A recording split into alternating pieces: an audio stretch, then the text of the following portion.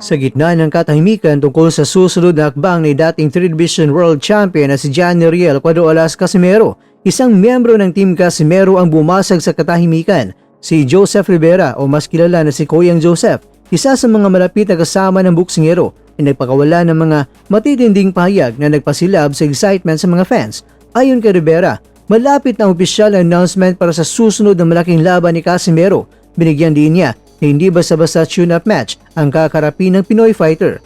Huwag kayong makinig sa mga piking tao. Abang-abang lang guys, malapit na ang announcement. Ang balita ko, hindi ito pang tune-up lang, ani ni Rivera sa kanyang social media update sa pamamagitan ng AI video. Bagamat hindi pa pinapangalanan ang kalaban, kumpiyansang kampo na kayang tapusin ni Casimero ang sinumang itatapat sa kanya.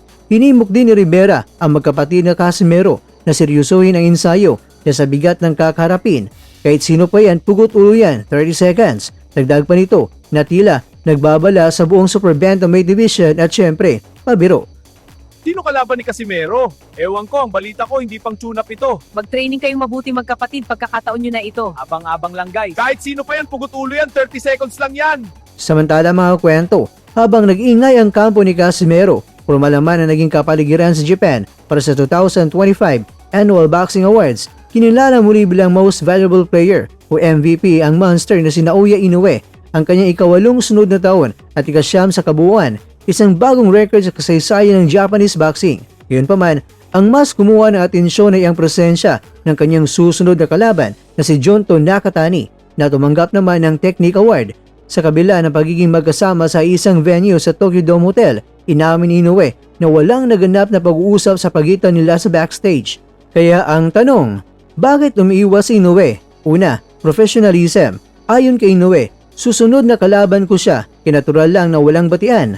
Focus. Simula nang matapos ang kanyang laban sa Saudi Arabia noong Disyembre, nakatatak na sa isip ni Inoue na si Nakatani bilang banta sa kanyang korona. Pangatlo, mental warfare. Aminado si Inoue na iba ang pakiramdam kapag kaharap ang taong nakatakda sa isang bakbakan sa loob ng ring sa darating na Mayo. Ang laban ng Inoue kontra kay Nakatani mga kwento ay itinuturing na isa sa mga pinakamalaking all-Japanese showdown sa kasaysayan. Huling lumaban si Inoue sa kapwa Hapon noon pang 2016. Kontra yan kay Kohei Kono. Kaya naman, hati ang opinyon ng mga eksperto kung sino nga ba ang mananaig. Narito naman mga kwento ang kunting pagsusuri ni Inoue kay Nakatani.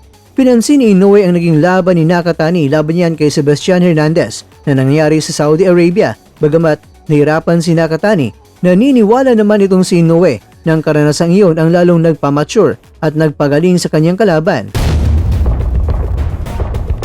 Mga kakwento, nang tanungin kung ito na ba ang huling laban niya sa 122-pound division o sa Super Bantamweight division, makahulugan ang naging sagot ng Monster. Sa ngayon, itinuturing ko itong culmination o rurok ng aking karera sa Super Bantamweight. Ang susunod, abangan nyo na lang, sabi ni Inoue na may kasamang ngiti. Kaya naman mga kwento, habang naghanda ang dalawang higante ng Japan, nananatiling nakaabang ang mundo sa paparating na laban ng dalawang magigiting na mandirigma sa Japan.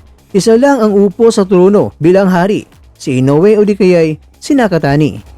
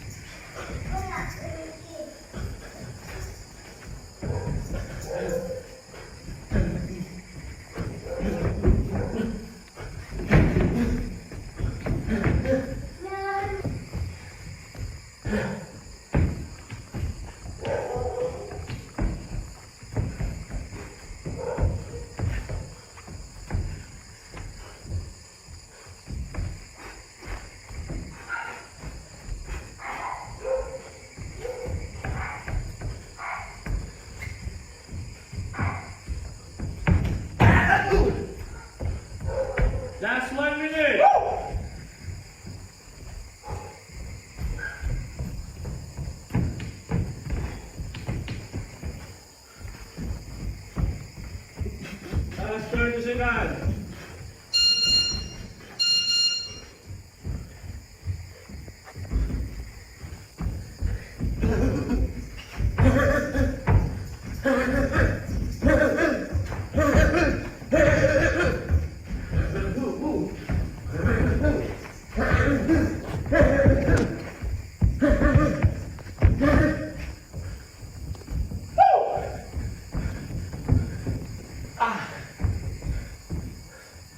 Time.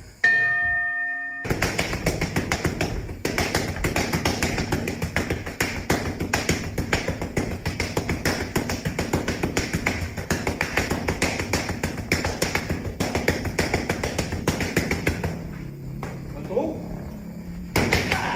Tuk. Apir. Tuk. Nah. Throw. Throw. Tuk. Jump.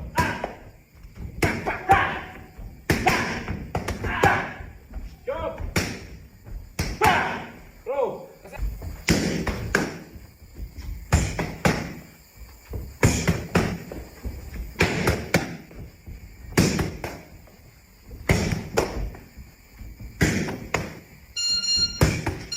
Last 30 seconds. Awan na. No. No.